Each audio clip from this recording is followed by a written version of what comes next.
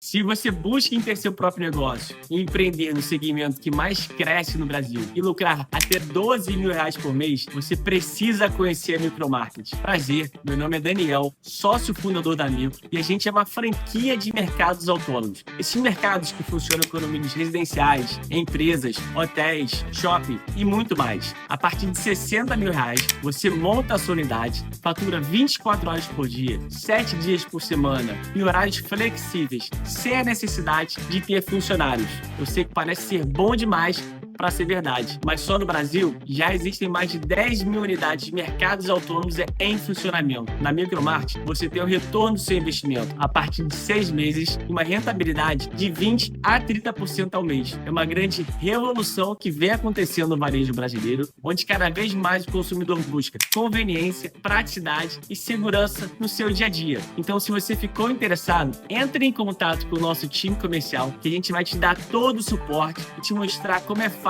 empreender com a Micromarket. Eu espero vocês. Forte abraço.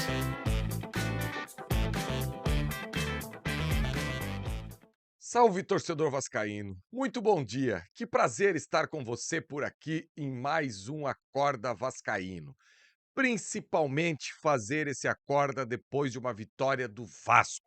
Vitória Vascão. Bom dia para você que é vascaíno. E para você que não é vascaíno, toque, toque, como diz o meu mestre, Fernando Diniz. Olha só, torcedor vascaíno, é para estar eufórico, sim. Há poucas semanas aí, o torcedor vascaíno estava muito apreensivo. O Vasco brigava na zona do rebaixamento, veio o sorteio da Copa do Brasil, o Vasco acabou pegando o Botafogo, que até então era um dos principais candidatos ao título dessa competição tão difícil. E em tão pouco tempo, o Vasco conseguiu reverter isso tudo, eliminou o Botafogo, chegou à semifinal da Copa do Brasil e agora no Campeonato Brasileiro já faz parte, inclusive, da primeira parte da tabela. E eu vejo que se o Vasco continuar dessa arrancada, a chance de o Vasco brigar por uma vaga na pré-Libertadores é muito grande. Antes de eu começar a minha resenha por aqui de hoje, só vou pedir um favorzinho para você, não custa nada. Chegou até aqui, 1 minuto e 25 de vídeo, senta o dedão no like. Já deixa o like ali para não esquecer. Por favor, eu peço de coração, senta o dedão no like, que é muito importante. Quem acompanha o meu trabalho aqui no Atenção Vascaínos e também no AV+, sabe o quanto que eu batia na tecla da história dos negros maravilhosos. E essa história dos Negros Maravilhosos veio com um dos maiores narradores do futebol brasileiro, que é o Luiz Roberto, que trabalha na Globo. Hoje é o narrador número 1 da emissora, quando num momento ele se dirigiu a uma seleção africana falando dessa maneira dos jogadores. E quando eu batia nessa tecla dos negros maravilhosos do Vasco, era para uma questão física. Muita gente ficava culpando a preparação física do Vasco, inclusive citando o nome de um profissional, que eu nem vou colocar aqui, como sendo um profissional muito ruim, que estava há anos no Vasco. Eu, particularmente, não conheço o trabalho dele a fundo, porque a gente tem que aprender a respeitar o dia a dia no futebol, aquilo que é praticado e é feito dentro dos muros de um CT. Muita gente pode querer achar que o trabalho era ruim. Eu sempre tive a convicção que não era um trabalho ruim. Era sim o biotipo dos jogadores que o Vasco contratava. E de um tempo para cá, parece que o Vasco fez essa análise de mercado e entendeu que futebol hoje se faz com muita força, resistência, agilidade. Ontem, uma vitória daquela só é possível se você tem dentro de campo todos esses pilares. Num jogo que o Vasco não começa bem, o Fortaleza tem a possibilidade de sair na frente do placar. Logo depois, o Vasco consegue equilibrar, principalmente pela grande partida que fez o Andrés Gomes principalmente no primeiro tempo, arrastando pelo lado direito, e eu até achei que faltou a equipe do Vasco preencher mais a área. O Andrés ganhava na velocidade e faltava Rayan, Nuno, Coutinho, até mesmo Piton, alguém pisar na área para poder aproveitar esse cruzamento. Faltando aí 10, 15 minutos para acabar o primeiro tempo, o Hugo Moura quase coloca tudo a perder. Infelizmente, foi para uma disputa de bola, acabou acertando a panturrilha do Luteiro, o VAR chama, ele é expulso. Só que ainda no primeiro tempo, numa arrancada da saúde, o Rayan faz 1-0. O Vasco volta para o segundo tempo e era meio que claro e notório que o Vasco ia sofrer. E daí entra um outro personagem que não é um negro maravilhoso, mas é o melhor goleiro do Brasil embaixo das traves, que é o Léo Jardim. Defesas e mais defesas e o Vasco fazendo uso de algo no futebol que eu não concordo.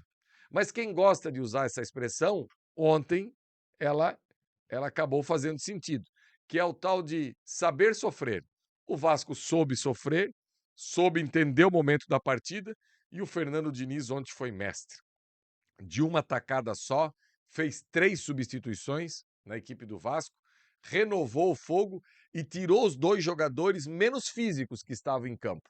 Apesar de tecnicamente serem muito bons jogadores, o Nuno bom, o Coutinho craque gênio.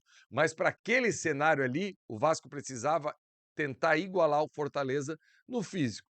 E foi através de uma arrancada que o Vasco chegou ao segundo gol, um jogador, na minha opinião, subestimado, que eu acho que merece ganhar cada vez mais minutagem também, até porque hoje o futebol se faz com elenco, não se faz com 11 jogadores. E nós temos sim um elenco que dá ao Diniz daqui para frente a oportunidade de utilizar os jogadores das mais variadas formas para os mais variados cenários. Onde é que eu quero chegar com isso? O Verratti ontem não entrou. Vamos fazer um exercício ao contrário, torcedor? Se fosse o Fortaleza que tivesse um jogador expulso, o Vasco ia ter posse, o Vasco ia subir no campo do adversário, o Vasco ia ter cruzamento, o Vasco a bola ia ficar rondando a área.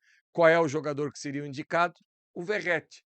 Então, ainda bem que hoje a gente tem esse cenário. Jogadores no banco, para os mais variados modelos, para os mais variados sistemas e para aquilo que cada jogo pede. O futebol não é algo fixo.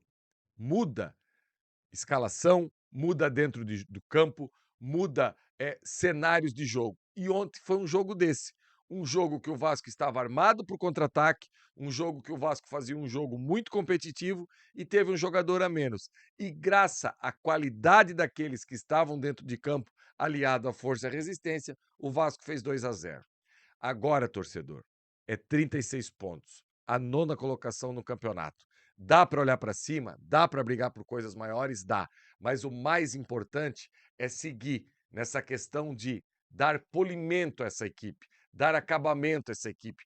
Cada vez mais os movimentos serem melhores mecanizados, porque a gente vai enfrentar uma semifinal de Copa do Brasil e uma final de Copa do Brasil que fazia anos que o Vasco não tinha uma equipe com tantas condições de executar um bom trabalho.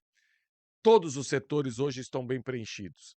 O Cuesta, que quando chegou tinha a minha desconfiança, hoje eu já posso quase afirmar que foi uma grande contratação. Claro que a quantidade de partidas ainda são poucas para a gente pegar e cravar. E a minha desconfiança era simplesmente por ele ter disputado a Liga Belga e não uma liga da primeira prateleira do futebol europeu. E mesmo assim, ontem deu aula. Zagueirou quando precisou zagueirar, saiu jogando quando precisou jogar, discutiu quando precisou discutir, enfim, pacote completo diante desses fatores que o Vasco conseguiu empregar dentro de campo para sair vencedor. Torcedor, eu acho que agora é parar com essa resenha chata do rebaixamento, é parar com essa resenha chata de ficar olhando para baixo, é parar com essa resenha chata de só ver problema, só ver crítica. Vamos elogiar o nosso time, vamos pegar junto com esses caras, vamos pegar junto. Ah, se você não gosta do diretor executivo, se você não gosta do Felipe, se você não gosta do Pedrinho, se você não gosta do Fernando Diniz, se você não gosta do Hugo Moura, se você não gosta do Verratti, vamos pegar junto, cara. Vamos pegar junto esses 2 meses aí para criar uma onda positiva e fazer desse time campeão. Eu acho que time campeão se faz muito dessa união entre torcedor, campo e bola. E hoje me parece que o Vasco tá dando indícios que o torcedor pode cada vez mais confiar nesse elenco, que no final da história, lá no final do ano, a gente pode estar comemorando algo grande. Beleza, torcedor? Daqui a pouco tem o BDG ao vivo com toda a galera aí que tá lá em Penedo. Finalzinho da tarde, eu volto com o Tabela, junto com o Sérgio, falando muito sobre essa vitória do Vasco aí no dia de ontem e já projetar esse clássico da próxima segunda-feira, que tem tudo para pegar fogo. Mais uma vez peço para você, senta o dedão no like, compartilha na sua rede social, deixa o comentário aí embaixo que ajuda o trabalho. Bom dia para você que é vascaíno e para você que não é vascaíno, toque toque. Abraço, galera.